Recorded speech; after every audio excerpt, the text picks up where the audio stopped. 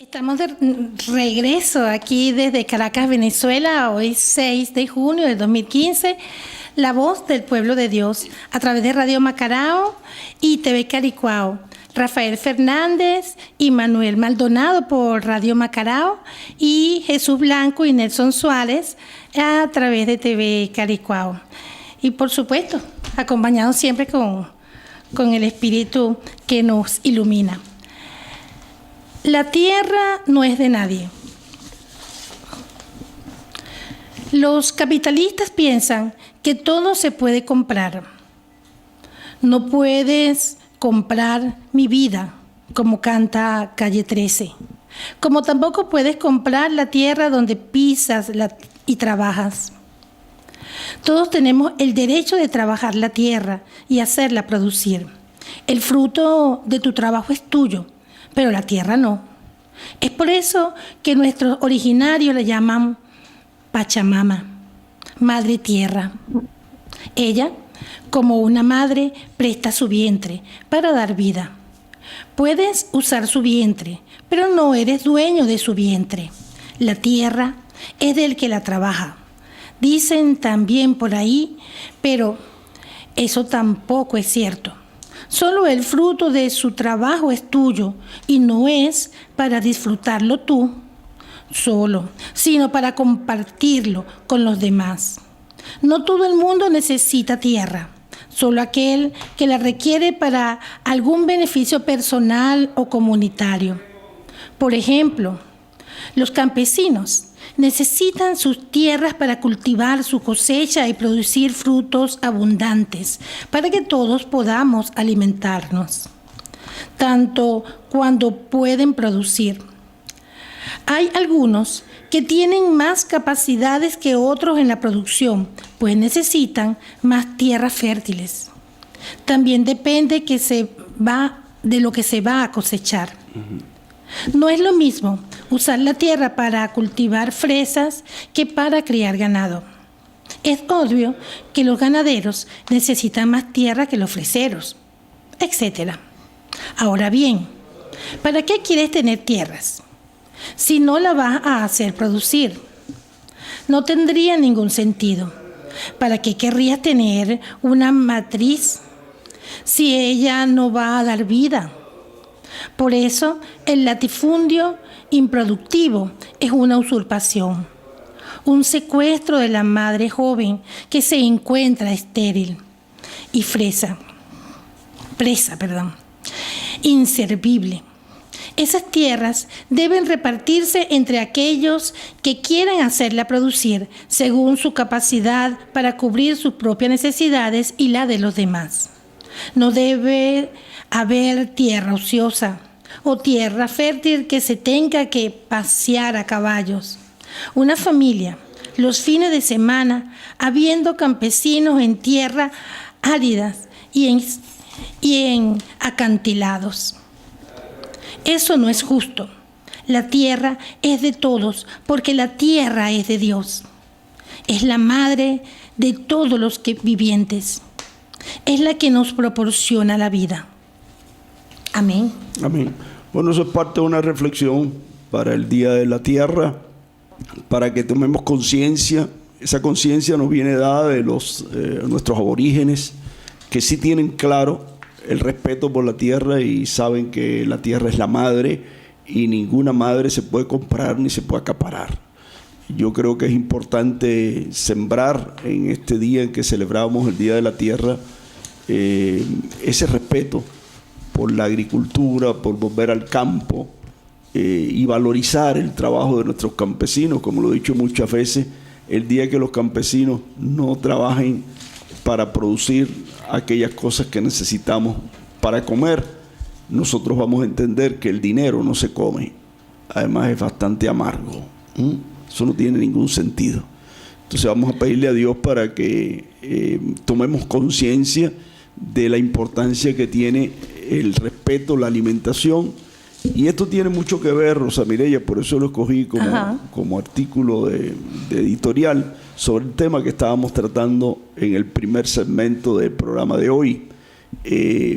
La Eucaristía se celebra en el marco de aquel acontecimiento maravilloso cuando Jesús estuvo con una multitud y un niño sacrificó sus 5 panes y 2 peces, y él bendijo ese gesto, y ese gesto se multiplicó, y empezaron la gente a compartir todo lo que traían en sus aljabas, y allí sobraron, dice la Biblia, 12 cestos. Ese era un número simbólico que sobró en abundancia.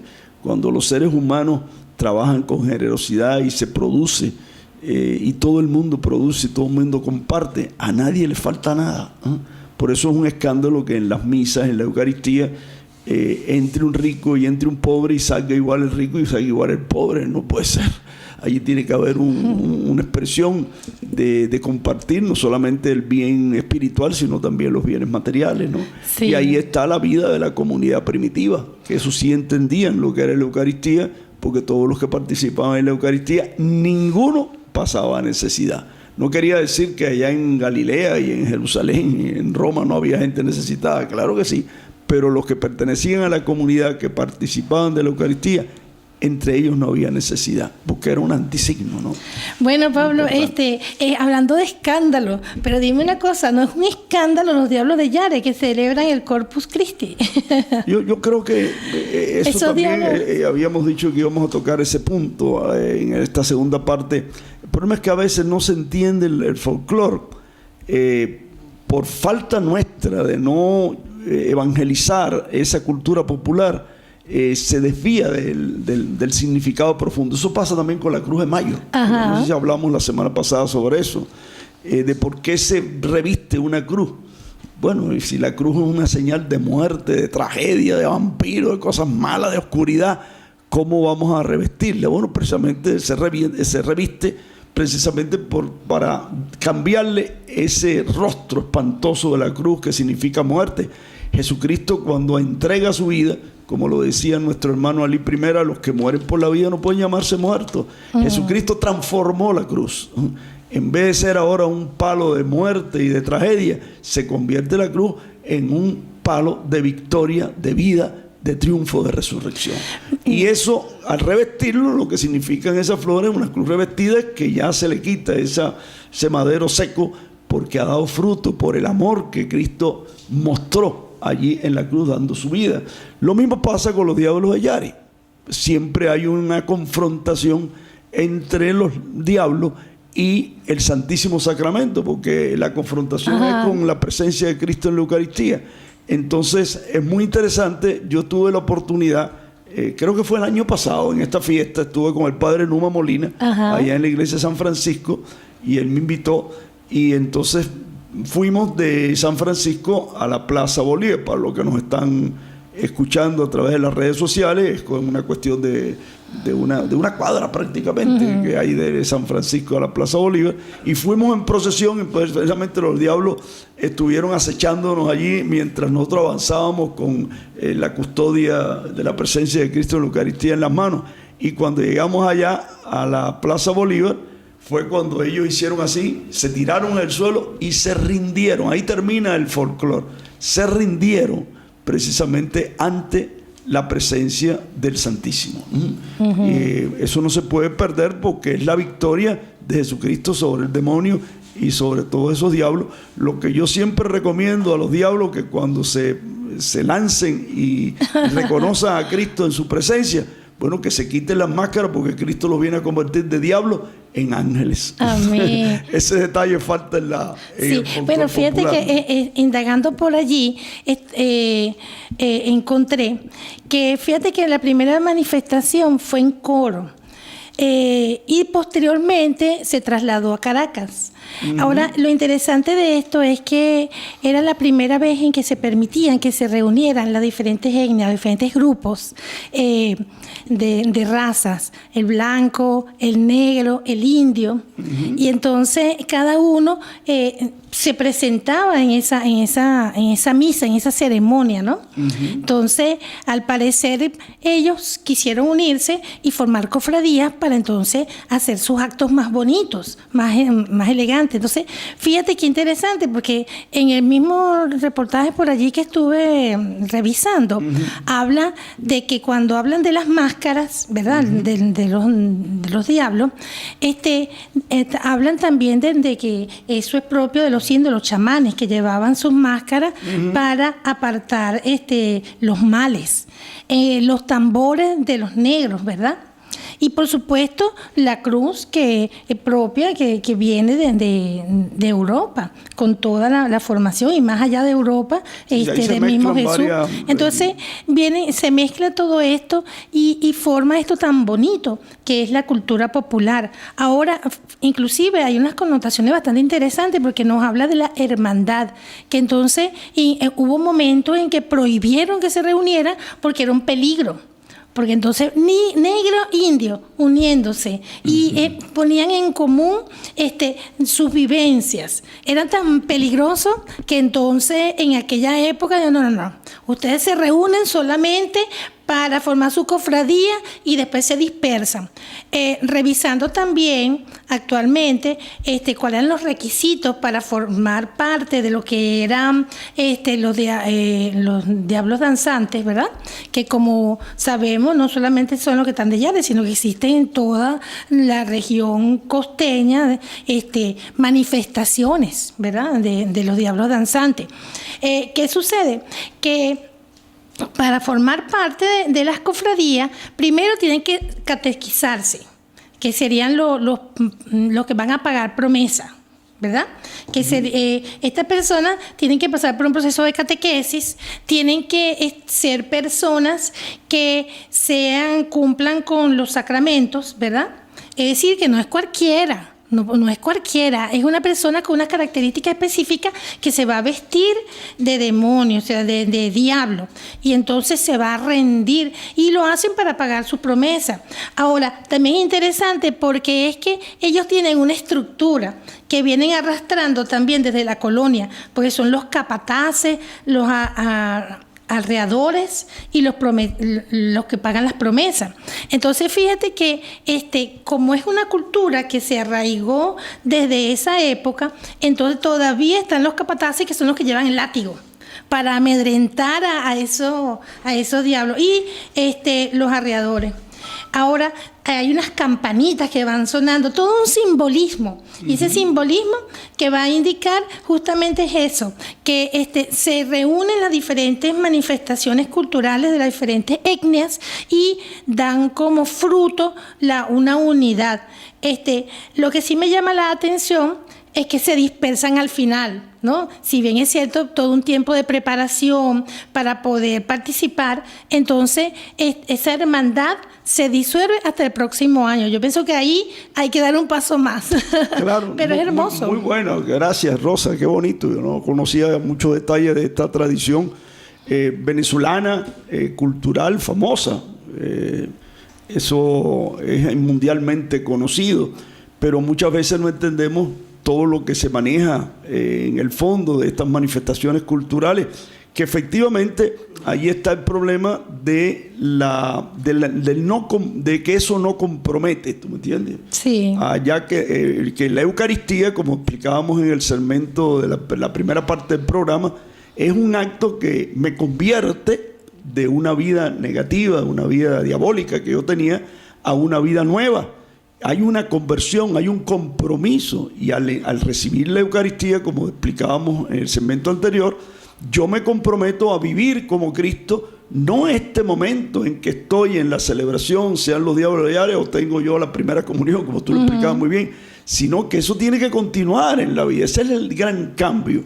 Es lo que pasa también con el problema de la santería. Exactamente. De que ellos también van a recibir los sacramentos como parte de una promesa y como parte de un rito, pero que allí termina todo. Después no hay un compromiso de vivir haciendo el bien. Muchas veces se hace uno de los collares o los que sea para aprovecharse de la gente, para sacarle dinero al otro, para hacer todo lo contrario de lo que la Eucaristía significa, ¿no? Exactamente. Por eso es una aberración, es una violación. Y más que por mala intención, no creo que debemos de juzgar a nadie, sino por una desorientación de que eso significa un compromiso que tiene que continuar. Lo mismo que hace la comunión o que hace la confirmación, la mayoría de la gente simplemente en la ceremonia se dispersa y se desvincula completamente de la iglesia y del compromiso de ser el Eucaristía para los demás, ¿no? ¿Verdad? Allí yo creo que hay un problema de confusión y de utilizar algunas cosas de otras religiones sin entender el significado profundo. ¿Por culpa de quién? Por culpa de la misma práctica que nosotros tenemos. Sí, que todo se termina en un sacramento. Por eso en la asamblea arquidiocesana que tuvimos la semana pasada, que ya tendríamos el tiempo para en otro programa explicarles a ustedes cuál fue las resoluciones que ahí se tomaron, que fue muy importante. Uno de los pasos importantes es que ya se va a acabar la catequesis para los sacramentos. Ahora viene la catequesis para la vivencia. Amén. Los sacramentos siempre van a ser momentos especiales, momentos muy importantes, como es la boda. Pero eso tiene que continuar y tiene que acrecentarse durante toda la vida, no una vez al año para hacer recordar y no en un momento determinado de la vida que todo después de la ceremonia se acaba. Sí, fíjate que es bueno eso que acabas de mencionar, porque es que es lo que pasa con los santeros. Tienen todo, se hacen ¿cómo te explico?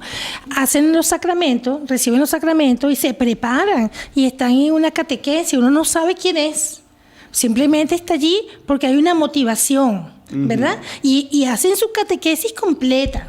Y no solamente su catequesis completa, sino que hacen los sacramentos, porque para ellos, para poder ingresar a esa creencia, ¿verdad? Ellos necesitan, según sus mandatos, tener los sacramentos. Pero es que después pierden la esencia, es decir, realmente no aprenden lo que es la vida, lo que es vivir en Jesús, la esencia de lo que es esa común unión. Entonces, ¿qué se queda? Se queda simplemente en que no, yo necesito pagar promesa, y mis promesas, ¿cuál es el sacrificio? Que serían los sacrificios de animales, que viven matando animales, para que, realmente no puedo hablar en profundidad porque no los conozco, pero lo que sí sé es que ellos requieren de esa situación. Porque no entienden lo que es la Eucaristía.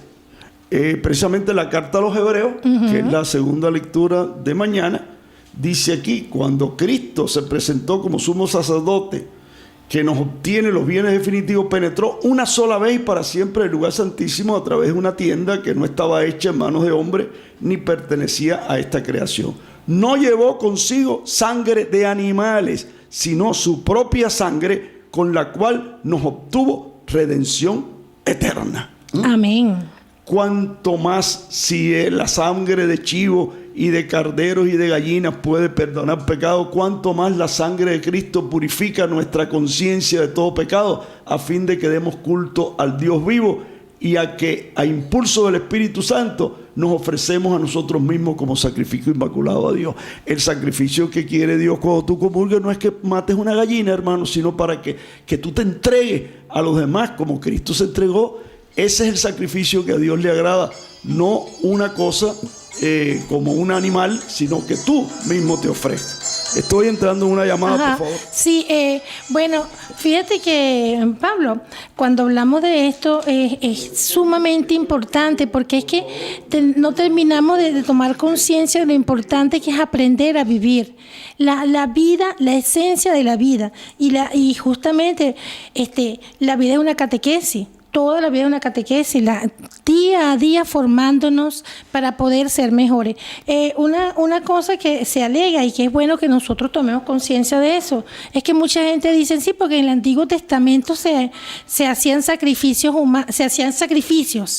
Entonces, pero ¿qué sacrificio necesitamos hacer en este momento? Es cuestión de ir creciendo en comprensión, creciendo en entendimiento, en sabiduría. Ese ya no es un sacrificio como se hacía en el Antiguo Testamento de animales, sino un sacrificio de mi vida, es poner mi vida al servicio. ¿Qué mayor sacrificio que poner mi vida y entregarme para el servicio de los demás como lo hizo Jesús? Sobre ese sacrificio no existe otro.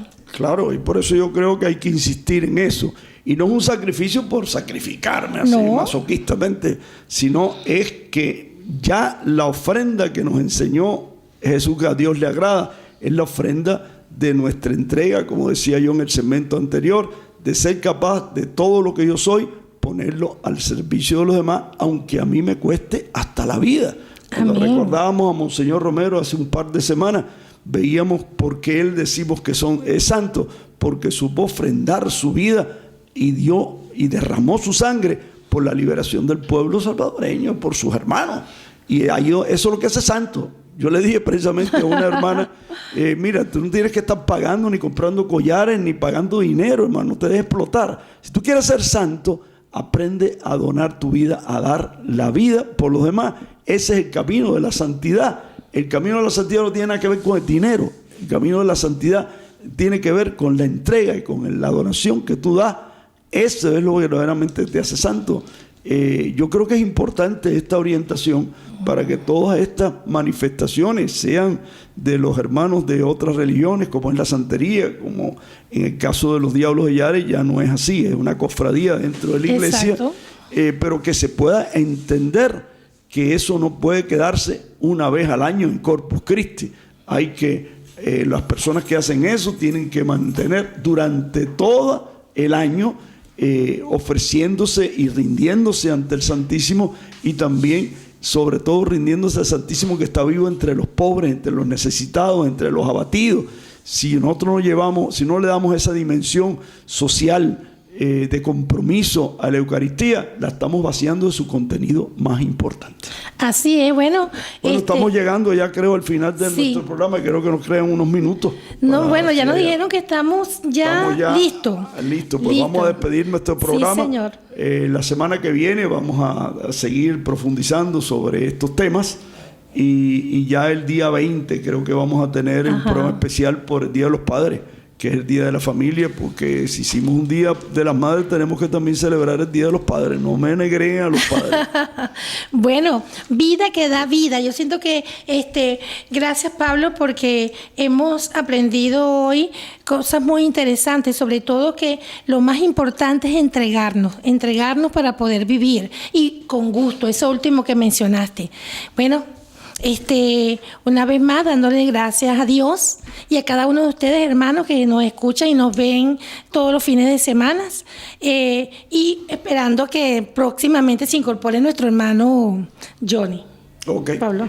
Bueno, entonces nos despedimos hasta la próxima semana. Que Dios les bendiga, para que de ahora en adelante, cuando nos reunamos para la Cena del Señor, para la Eucaristía, tomemos conciencia de todo esto, y que verdaderamente estos encuentros dominicales se conviertan en compromiso de entrega y de vida. Y que el Dios de la vida y del amor nos bendiga, en el nombre del Padre, del Hijo y del Espíritu Santo. Amén. Sigan con la excelente programación de Radio Macarao 100.3 FM y de TV Caricuao, nuestra emisora local y participativa y protagónica. Chao.